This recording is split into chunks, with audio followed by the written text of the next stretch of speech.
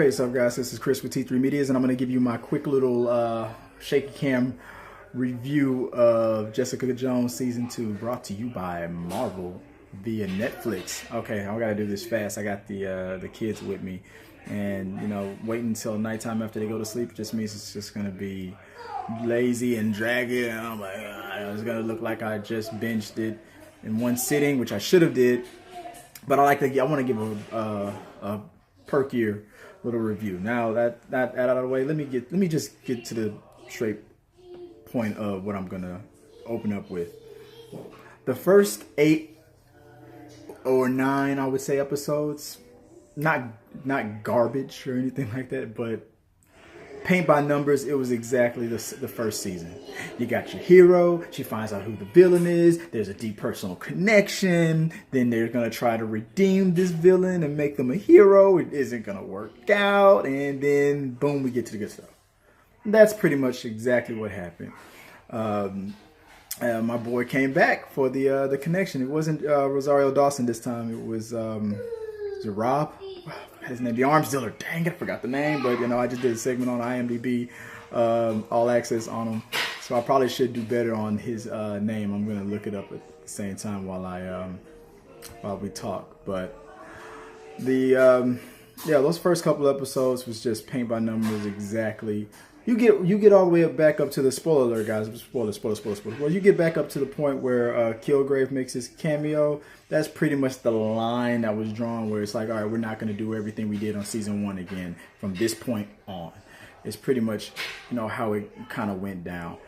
Other than that, the new characters that were introduced were okay. The repeating core characters, that's where the interesting stuff lied. You know, diving deeper into addiction and just self-destruction and whatnot. That was the sweet spot. That was the sweet spot. I loved all of season 1. I like half of season 2 only because Rob Morgan, that's his name. Only because they did it again. You know, the first 8 or so or 9 episodes up to where Kilgrave makes his cameo. They just did the exact same formula. I mean, they weren't even subtly trying to hide it. They revved up the comedy a little bit more, and it was a little bit funnier than season 1. That started the whole sarcasm and whatnot. They revved it up. So let's go through it. I like the fact that my boy Malcolm was steadily progressing and wanting to become better, wanting to become more. They became a straight up freak though, man. You know, you got that teaser date app, and like I said, he was trading out one addiction for another, and that wasn't what he needed. Well, you know what? Ultimately, you do still need something to occupy your time. After, you know, he dove into that addiction thanks to Kilgrave, you know, he needed to do something to feel worthy and to feel. It's like taking that nicotine gum when you were trying to kick smoking. You don't want to go back to your self-destruct mode. Trish, him and Trish, spoiler alert, hooking up, I felt was inevitable. I liked the dude that she was started off with, but I could see that connection. I was like, dude, I like them together. They look good together, man. Even though it was kind of like setting it up, but then it didn't happen. It was like, and maybe they would look good together. I don't know if they ever did hook up in the comic book or not, but then when it actually happened, I was like, yeah, this is cool, until her addiction crap started to kick in, and she's addicted to being a hero. Like, she's kind of jealous of Jessica for having these powers and not wanting to do anything with it. Then I looked her character up, and I found out a little bit something more about somebody named Hellcat or Hellray, whatever her character name is going to become. But her trying to gain those powers by getting that doctor that turned Jessica and forcing him to turn her into something. The way she went about it, betraying Malcolm, putting a gun to his head, knocking him out after they had this whole ridiculous thing. I mean, you can blame it on the addiction and all that. I'm sorry.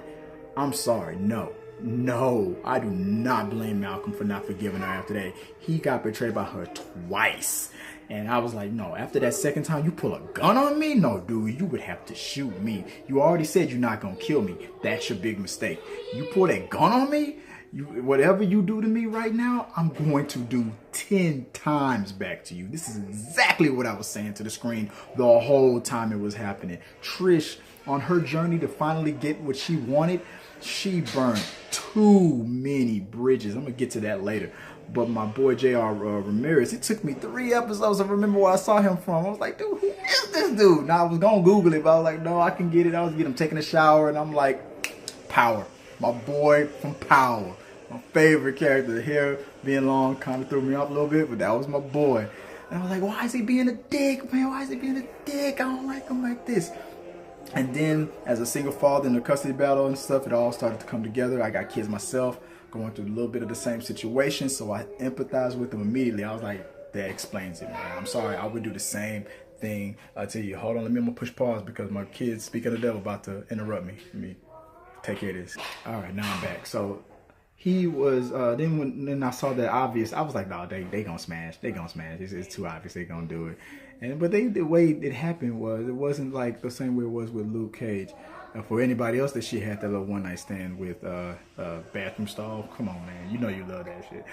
But he was more like, I don't want to mess this up kind of a thing. He was a good guy all through and through. Even when they did finally, get together and whatnot, it was ups and downs. It's exactly what she kind of needs in her life now. And I'm glad to see that the end that worked out. The whole thing about Jeanette McTeer coming as her mother, Alyssa Jones, and being more powerful than her and all that, it was cool to me that they handled the big fight between them two in the middle, and it didn't go down like that at the end. It didn't need this big thing at the end. Spoiler alert, like the thing that I loved about this season, the way it ended, like I said, the last couple of episodes was how it all started to self-destruct and all started to end, where you had or you had Jerry and everybody all just coming into their own, self-destructing each other, or like a phoenix. Everybody had to like tear themselves down to rise from the ashes and figure out who they really were, and that was kind of cool to me. I loved everything about that. Terry Chin, the character that he played, dude, straight up dick, but understandable, driven. But dude, everybody would like just like in every addict, and just like the way Jessica Jones' formula is, you're your own worst enemy. If you just keep your mouth shut, mind your own business, let shit go, half of your problems won't come your way. But of course, let me get better lighting. But of course, that wasn't the situation. Everybody was trying to figure out a way to how can I hurt myself more today is pretty much what these addicts, all of them are. Whether it's Patsy's mom, Patsy herself, Trish, with her addiction, Jessica Jones wanting to be addicted to just all the self-destruction, just denying who she is now. I know you didn't ask for it, but this is who you are now. Malcolm trying to fill the voids in his life. JR's character trying to be a good dad. I mean, it just goes, the list just goes on and on and on and on and on. Everybody in here is their own worst enemy. I like the fact that the police officer is coming in to be like that Commissioner Gordon kind of a thing. Again, I'm glad I saw my boy Rob Morgan make his cameo. I'm starting to see that they're leaning more on him to be the glue. And it kind of makes sense in a way because he's a gun smuggler. I guess in every situation, they're gonna need guns. And they found a way to bring him in. What they did to Trinity, oh man, how she bounced back from her little scandal. I'm gonna say it like that.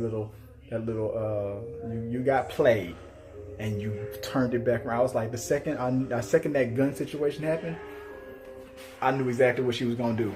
There's so many ways to get revenge, and I was like, dude, my girl Trinity, she about to set you up. You did that to her. Sorry about that. I had to do another pause thing. My kids showed up again, but that's overall. I'm gonna say I liked it just a slightly less overall, slightly behind the first season. I liked the first season of Jessica Jones. I like this one just a smidget less. I love the character development more. The overall story, only the emotional side of it was probably even, I would say. Overall, the season 2 was lesser than, but the way it ended was a little bit more fulfilling emotionally.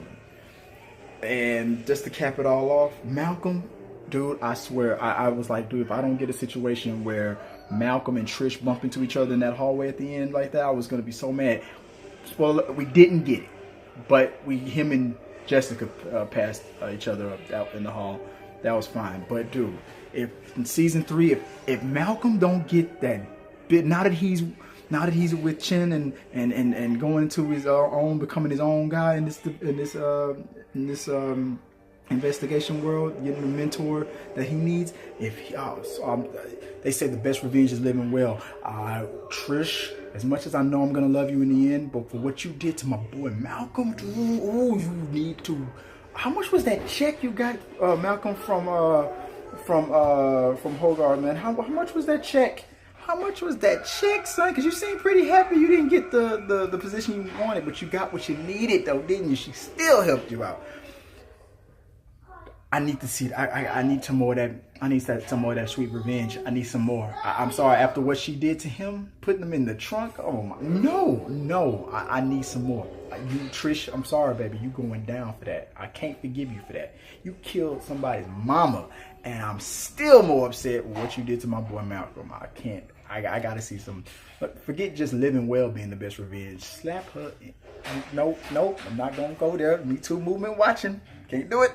But you know what? On the side of equal opportunity, if he would have did the same thing to her and he deserved a slap, then she can get a slap. Maybe not by him, but she did get tossed around by Trish. You know what? I'm gonna let it go. Just live well, brother. Get your cake up, get your money, and make sure she sees you with every sleazy, dirty, and then classy Beyonce-looking girl you can find and rub it in her motherfucking face, son. That's what you do, Malcolm. And I'm gonna revel in it with you, cause I've been there before, man. They set you up and they rip your heart out, and it's time. And then showing them after the fact what they could have had, it feels so good. Anyway, guys, let me know what you guys thought about this season. Also, I love the Stan Lee cameos. Did you see it? Did you see the Easter eggs? Did you notice it? Look again. He was all over the place. I'm not good with all these things. I'm gonna go look at those things later. But let me know what you guys thought of the season overall. What can you wait for? I think they should take another crack at the Defenders again and see what we can get with that. I think they should. I can't wait till the next one. Punisher, I can't wait to see if he's gonna make more of a splash into these things. Anything with a little bit more Punisher is great. Hit the like button if you like this, if you like my review on this, if you like my addiction to revenge. Comment below, let's talk about it, and then subscribe, man. Thank you for all the subscribers. We're getting closer to 2,000 subscribers. Until next time, guys, don't be a hero.